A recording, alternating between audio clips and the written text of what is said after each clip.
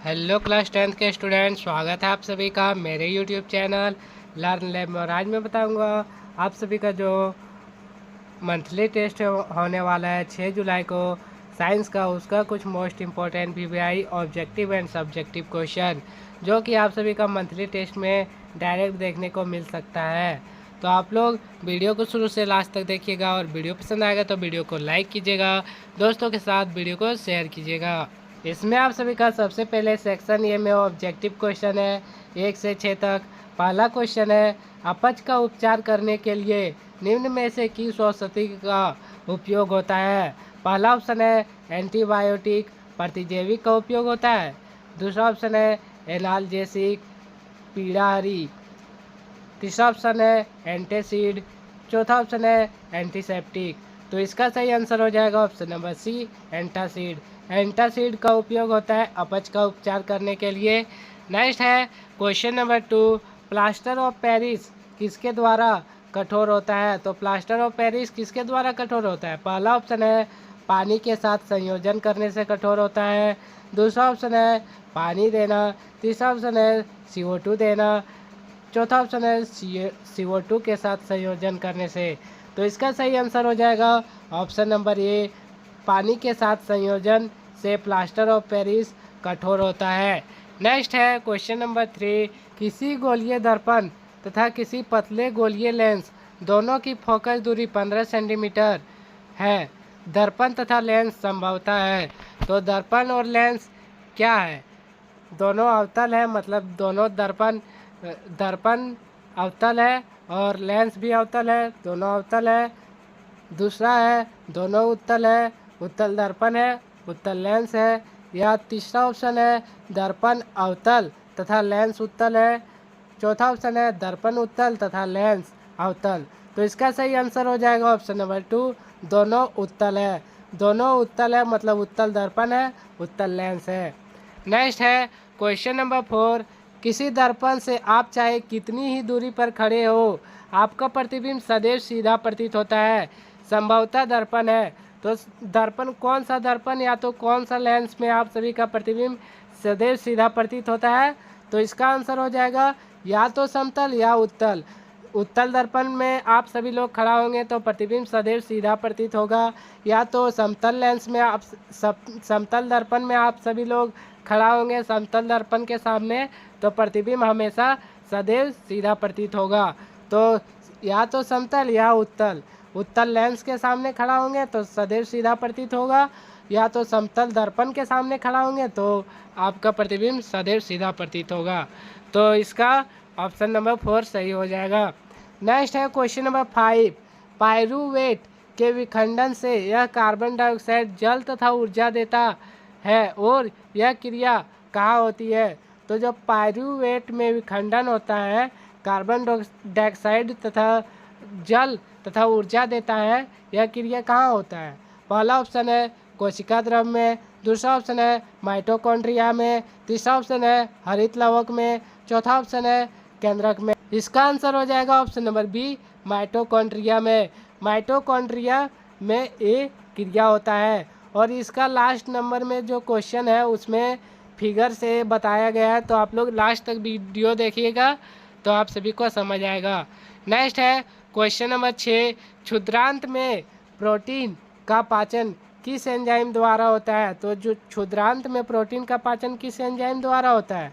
पहला ऑप्शन है ट्रिप्सिन। दूसरा ऑप्शन है पेप्सिन।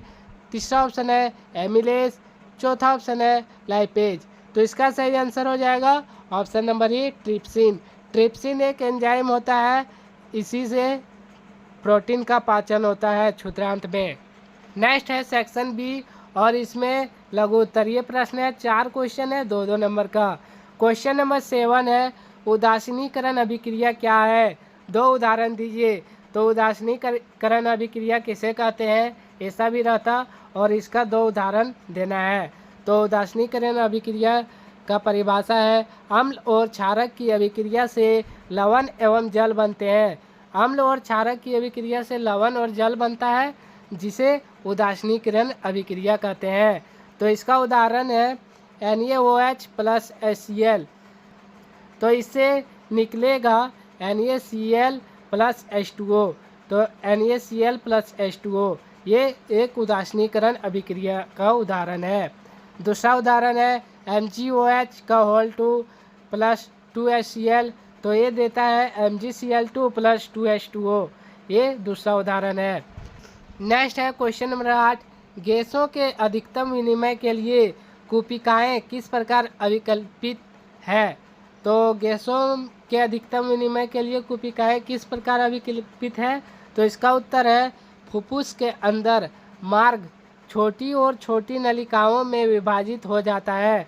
फुफ्फुस के अंदर जो मार्ग होता है छोटी और छोटी नलिकाओं में विभाजित हो जाता है, जो अंत में गुब्बारे जैसे रचना में अंतकृत हो जाता है। जो अंत में गुब्बारे जैसा रचना में अंतकृत हो जाता है, जैसे जिसे कूपिका कहते हैं। तो ये कूपिका का परिभाषा भी हो गया। अगर आप सभी को पूछेगा कि कूपिका किसे कहते हैं तो आप इतना से इतना तक लिख दीजिएगा तो कूपिका का परिभाषा हो जाएगा। कूपिका एक सतह उपलब्ध कराती है। कूपिका एक सतह उपलब्ध कराती है जिससे गैसों का विनिमय हो सकता है, जो गैसों का विनिमय करता है। नेक्स्ट है क्वेश्चन नंबर 9, श्वसन के लिए ऑक्सीजन प्राप्त करने की दिशा में एक जलीय जीव की अपेक्षा स्थलीय जीव किस प्रकार लाभप्रद है। तो श्वसन के लिए ऑक्सीजन प्राप्त करने की दिशा में एक जलीय जीव की अपेक्षा स्थलीय जीव किस प्रकार लाभप्रद है। तो इसका उत्तर है जलीय जीव जल में विलय ऑक्सीजन का उपयोग करते हैं। जलीय जीव जो होता है वो जल में जो घुला रहता है ऑक्सीजन उसका उपयोग करता है। स्थलीय जीव श्वसन के लिए वायुमंडल के ऑक्सीजन का उपयोग करते हैं। जो स्थलीय जीव होता है श्वसन के लिए वायुमंडल का ऑक्सीजन का उपयोग करता है, क्योंकि जल में विलय ऑक्सीजन की मात्रा वायु में ऑक्सीजन की मात्रा की तुलना में बहुत कम है।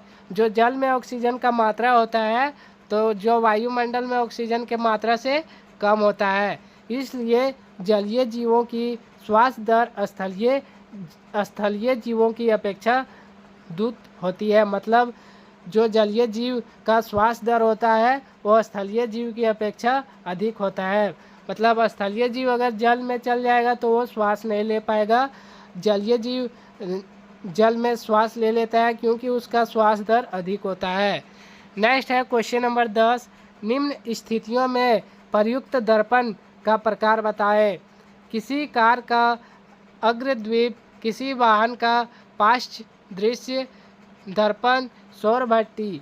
तो ये जो दिया हुआ है कार का अग्रद्वीप और पश्च दृश्य दर्पण और सौर भट्टी में किस प्रकार का दर्पण का प्रयोग किया जाता है वो बताना है। तो इसका उत्तर है किसी कार का अग्रद्वीप में अवतल दर्पण का प्रयोग किया जाता है।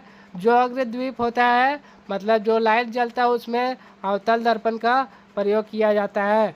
और किसी वाहन का पश्च दृश्य दर्पण के रूप में उत्तल दर्पण का प्रयोग किया जाता है। जो साइड मिरर के रूप में नहीं रहता है उसमें जो पार्श्व दृश्य दिखता है, जैसे कि पीछे का गाड़ी दिखता है, उसमें उत्तल दर्पण का उपयोग किया जाता है।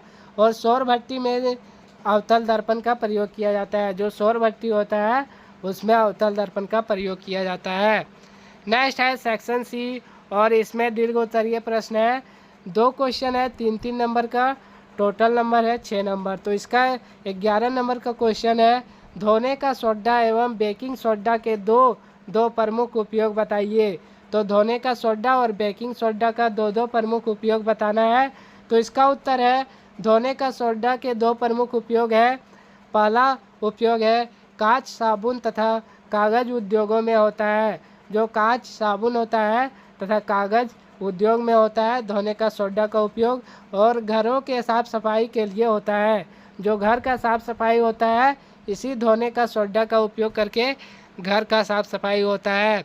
और जो बेकिंग सोडा का 2 प्रमुख उपयोग है, इसका पहला उपयोग है अम्ल अग्निशामक में। अम्ल अग्निशामक में उपयोग होता है खाने की चीज़ों को मुलायम तथा स्पंजी बनाने में। जो बेकिंग सोडा होता है, बेकिंग सोडा को खाने वाला सोडा भी कहते हैं।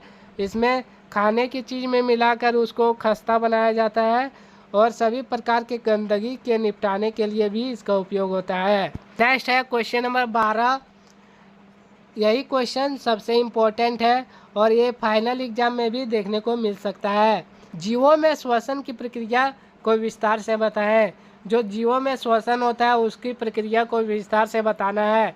इसका चित्र भी है, तो इसका चित्र तो यहाँ प्रिंट नहीं होता है, हम लोग टाइप करके बनाते हैं तो उतना प्रिंट नहीं होता है। मैं इसका चित्र भी दिखा दूंगा। सबसे पहले इसका उत्तर देख लीजिए। जीवों द्वारा ऑक्सीजन की उपस्थिति में ग्लूकोज का विखंडन कर ऊर्जा निर्माण करने की प्रक्रिया को श्वसन कहते हैं।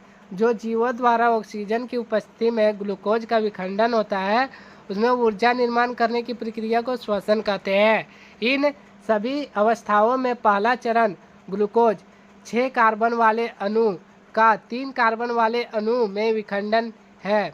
यह प्रक्रम कोशिका द्रव में होता है। जो यह प्रक्रम होता है वो कोशिका द्रव में होता है। इसका भी चित्र भी दिखाएंगे तो आप सभी को समझ आ जाएगा। इसके पश्चात पाइरूवेट का विखंडन ऑक्सीजन की उपस्थिति में माइटोकॉन्ड्रिया में होता है।